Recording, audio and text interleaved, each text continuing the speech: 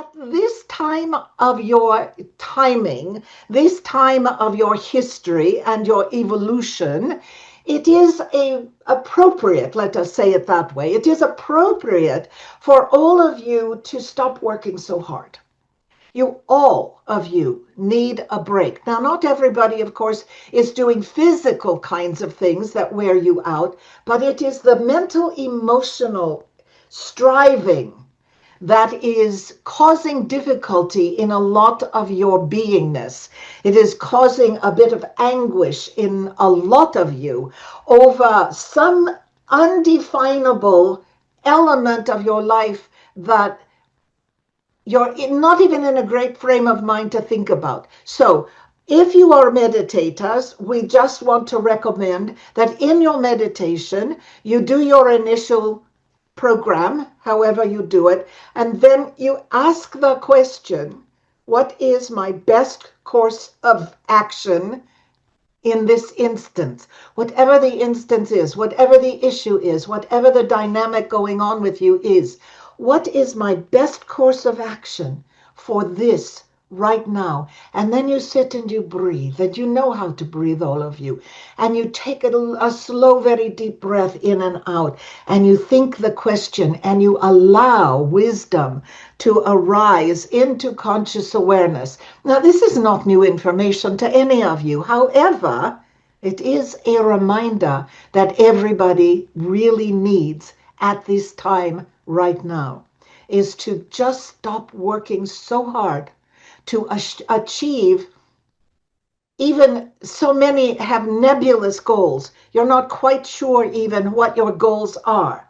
It just feels like you ought to be moving up and up and up and getting better and better and better without actually giving consideration to what better is at this time. So we invite you to sit every day for just a few moments.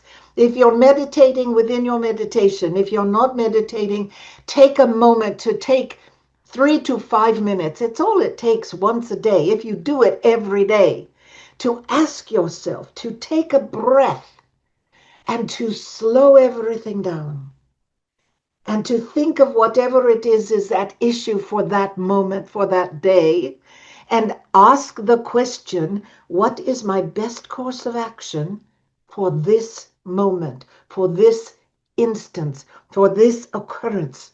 What is my best course of action? And then to sit and to breathe. Even courses of action that you might be contemplating needing to take around your political environment. This is very much in everybody's mind, is the political, sociological environment that you are all steeped within right now. And we invite you to give yourselves a break. Even if the political, sociological environment is about the job you're doing or about the project that you are working on. It doesn't even have to be nationwide or global. But it's interesting to note that everything that's going on with you individually is also going on globally. If you haven't noticed that, take a moment to notice that over the next several days and see what you think about that. It shows you how connected and tied in everybody is to everything all the time. Now, you are not, as individual entities, required to solve the problems of the world. Your job is to keep yourself aligned to your highest truth, to remind yourself, moment to moment if you need to, that you are part of a whole and that your individual consciousness contributes to the equanimity, to the benefit, to the disregard, to all aspects. Wherever your consciousness focuses, you are affecting the world. It is a little bit enormous to consider And yet it is true. And those of you who do think globally, and some of you do, it is a good thing to remember that your consciousness contributes to the state of affairs everywhere. For those of you who do not think globally, and many of you do not, it is to think, allow your consciousness to arise to the highest possible level for you within the circumstances of your life, so that you can be a positive, emotively excellent part of the whole, so that you remind yourself that joy yields joy, that fear invites more devastation. And when you are feeling the fear, that of course is naturally going to come up now and again over a variety of situations and thoughts and circumstances, it is to take the breath and ask yourself, how does this fear serve the whole? How does this fear contribute to the healing of the planet? And breathe for an answer and see what comes up.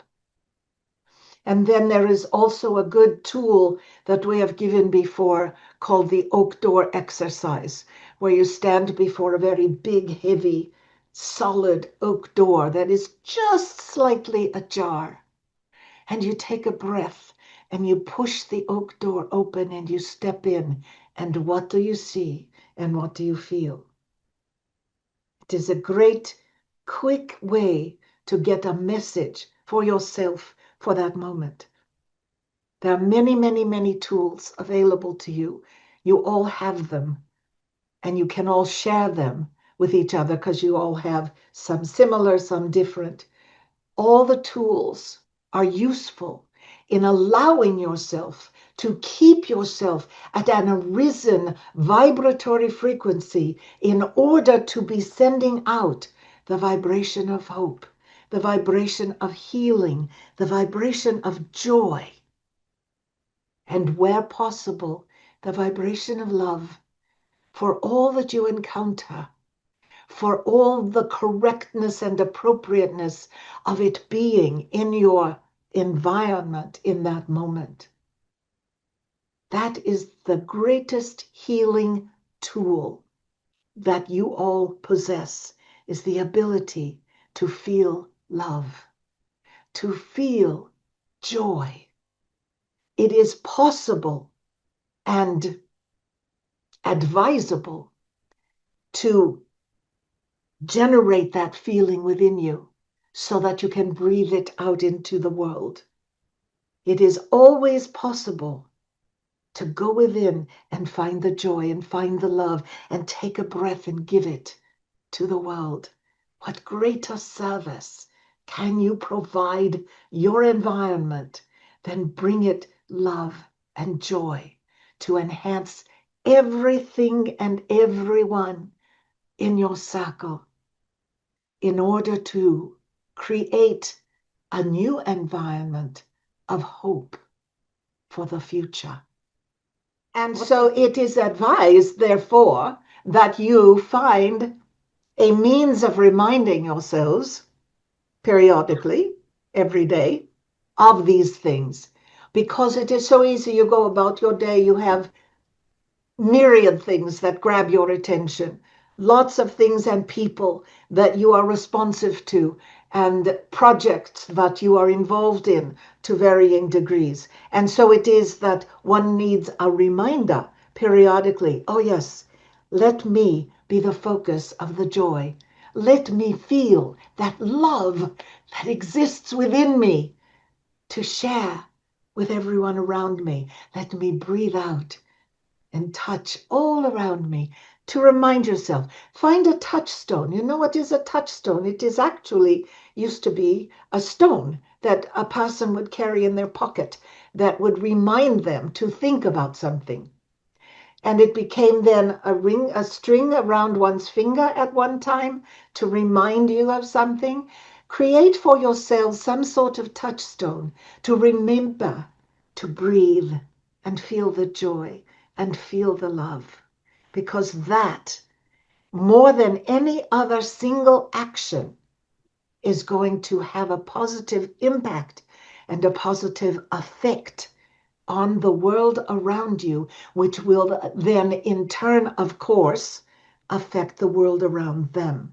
It is cumulative and it is able to be passed on. So if you smile at somebody in the grocery store, for instance, or walking down the street, then you can mentally say, I love you, pass it on. Wouldn't that be a delightful thing to have everybody doing in the course of a day? To smile at entities, I love you, pass it on. And see what that does to the people around you as you go about your life. Your lives are important. Your lives are valuable because they bring to source more wisdom and more information for source to expand into more joy, more love, more prosperity, more delight. Source delights in delight. So what can you do day to day to make yourself feel delighted, to be delighted with something? An ice cream cup is delightful. A kiss on the cheek to a little baby is delightful. Find something to do every single day to feel delighted about, and then breathe that out into your world and pass it on. What do you think about that? What other things can you think to do that would affect that sort of dynamic? I have a phrase, and it's called be nice to people. Very simple, similar to what you're talking about, smiling. Absolutely. Be nice. Hold the door for someone. Thank someone a little more profusely than you might for what they've done for you. It's very easy to be nice, and you will be And aware of how nice people how do you are. bring about being nice when somebody has annoyed you? Mm. Oh, Say that again. go How ahead. do you bring about being nice when somebody has annoyed you? I choose to be nice. And you can generate that emotion within you. Yes. You're I, brilliant. I practice it. I practice doing it. And that's And what it it takes. Conscious practice. thought and conscious decision that this is what I want to project. Excellent. What else? It is important to understand, and of course, you all know this, at least intellectually, you all know this, that getting back, for instance, at someone who has harmed you in some way or insulted you or made you angry in some way is not having any effect on them at all. It's having an effect on you, which is the value of turning that feeling into delight or joy or finding some way to decide and then act upon the decision to be joy instead of anger. It is a decision. So before you step out your door about to interact with other entities, decide, I will accept all that comes my way and turn it into joy and give it back that way. So be it. 'Tis a good way to practice living in this life, in these times, because it will also open the door to inspiration that guides you to behaviors and activities that further advance the process of joy and peace in the world. Like gets like, you understand? So it is important that you remember and that you think about what you are thinking about. We have said this before. think about what you think about and consciously choose to think and breathe joy. Bless you all. So be it.